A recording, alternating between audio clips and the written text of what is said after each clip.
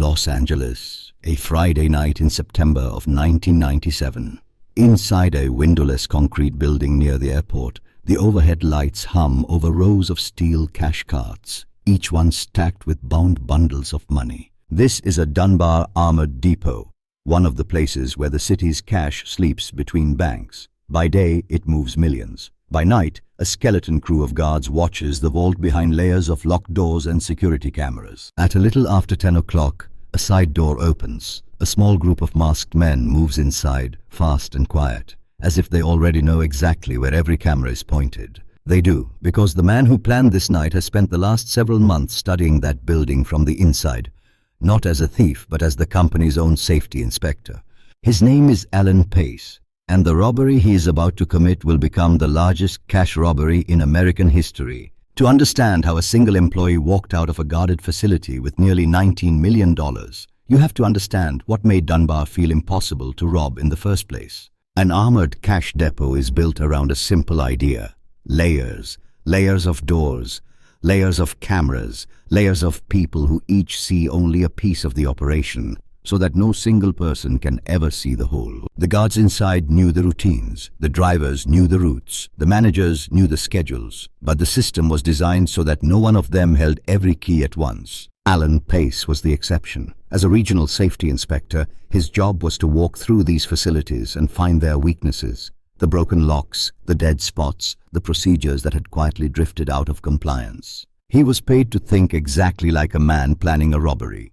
The difference was that he was supposed to report what he found so the company could fix it. Instead, reportedly, he wrote it all down for himself. He knew where the cameras hung, and more importantly, where they did not reach. He knew which corridors had blind spots. He knew when the guards took their breaks and where in the building they gathered when they did. He knew the layout of the vault room. He knew how the cash was sorted, stacked, and stored. He knew, in short, everything a robber could ever want to know.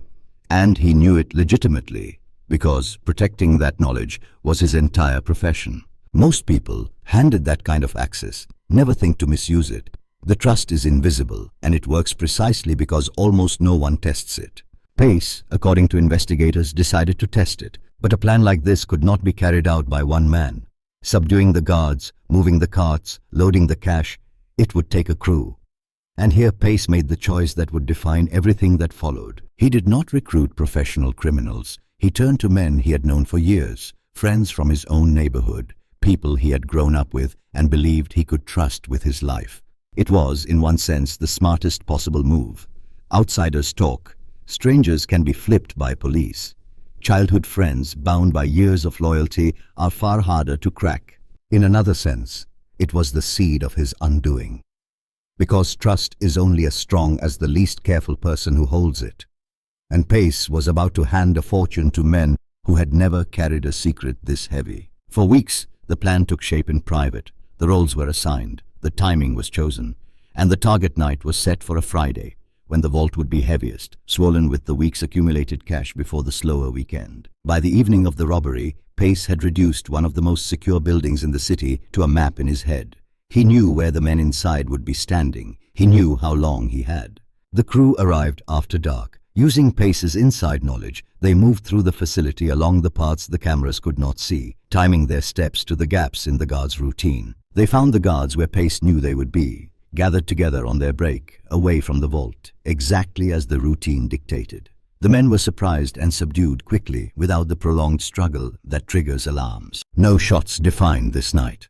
The robbery's power was not violence but knowledge, the quiet certainty of men who already knew the answer to every question the building could ask. With the guards contained, the way to the vault lay open, and waiting inside were the cash carts, the rolling steel cages stacked with bundled bills, the entire reason the building existed. The crew began to move the money, not all of it. There was far more cash in that depot than any group could carry in the time they had. They went for the most valuable, most portable bundles, the dense stacks of high-denomination bills. Outside, a rented box truck, by most accounts a U-Haul, sat backed up to the building, its cargo door open and waiting. One by one, the bundles were carried out of the vault and into the truck. It is one of the strange details of this case, a robbery of nearly $19 million, carried out of a high-security depot, loaded into the kind of moving truck anyone can rent for a weekend. They worked fast. Every minute inside was a minute of exposure, but because they knew the rhythms of the building, they were never caught between a camera and a guard who could raise the alarm. And then, before the rest of the city's night shift had any reason to suspect a thing, the truck pulled away into the Los Angeles dark. The vault behind them was lighter by a fortune. The total, once it was finally counted, came to roughly $18.9 million. It was, at that moment, the largest cash robbery in United States history. When the theft was discovered, the response was immediate and enormous. A robbery of this size brings federal attention, not just local. Agents swarmed the facility. The pressure to solve it was intense. And yet, for a long time, they had almost nothing. There were no helpful fingerprints leading anywhere. There were no cooperative witnesses naming names. The guards had been surprised by men who knew how to avoid being seen, and the cameras had recorded mostly the spaces where the crew had carefully never gone. To investigators, the most chilling fact was obvious from the start. This was an inside job. No outsider could have moved through that building so cleanly. Someone had known it intimately. But knowing it was an inside job and proving who did it are two very different things. Suspicion by itself convicts no one. Pace, for his part, did what disciplined criminals are supposed to do. He did not suddenly buy mansions. He did not flaunt the money. The smart move, the only safe move, was patience. To let the trail go cold and let the cash cool with it. For a while, the discipline held. The case settled into the worst category a major robbery can fall into: open, unsolved, and slowly fading from the headlines.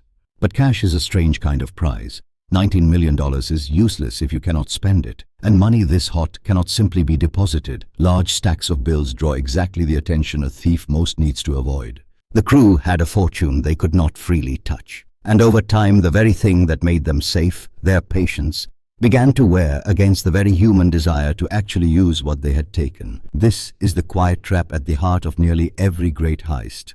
The robbery is the easy part. Living with the money year after year without a single slip is the part almost no one survives. The break, when it finally came, did not come from brilliant detective work in the days after the crime. It came later, from the money itself and from a single careless mistake. According to investigators, one of the men involved handed over a quantity of cash in an ordinary transaction, bills that reportedly still carried traces of where they had come from. Investigators have described currency from the robbery surfacing in dealings tied to the crew, including a real estate transaction. Money that should have stayed buried instead, passing through the open world, where it could be noticed and traced. It was the smallest possible error. Not a confession, not a betrayal, just cash moving through the wrong hands at the wrong moment, leaving a thread that an investigator could finally pull. And once that thread was pulled, the structure Pace had built on trust began to come apart. A robbery designed around friendship is only as safe as friendship under pressure. And pressure, when arrests begin, has a way of dissolving old loyalties. One by one, the connections were traced. The childhood bond that had once made the crew so hard to penetrate now worked in reverse. Investigators who found one man had a map to the others. Alan Pace, the safety inspector who had been trusted to protect the very vault he emptied, was identified, charged, and ultimately convicted for masterminding the robbery. He was sentenced to 24 years in prison. Several of the men he had trusted were convicted alongside him, and a large portion of the money, the fortune that had felt for a few short years like the perfect crime, was never fully recovered. Where the rest of it went remains, to this day, part of the legend of the case. What makes the Dunbar robbery endure is not its size. Though it held the record for the largest cash robbery in American history, it is the shape of it. A man was given the keys to a fortress and asked to find its weaknesses. He found them all, and then he discovered the one weakness no inspection report could ever list. The one that lived not in the building, but in the people he chose to bring inside. The vault could be mapped, the cameras could be charted. But the thing that finally undid the largest cash robbery in American history was the simplest, oldest variable of all, that sooner or later, a secret shared by many becomes a secret kept by no one.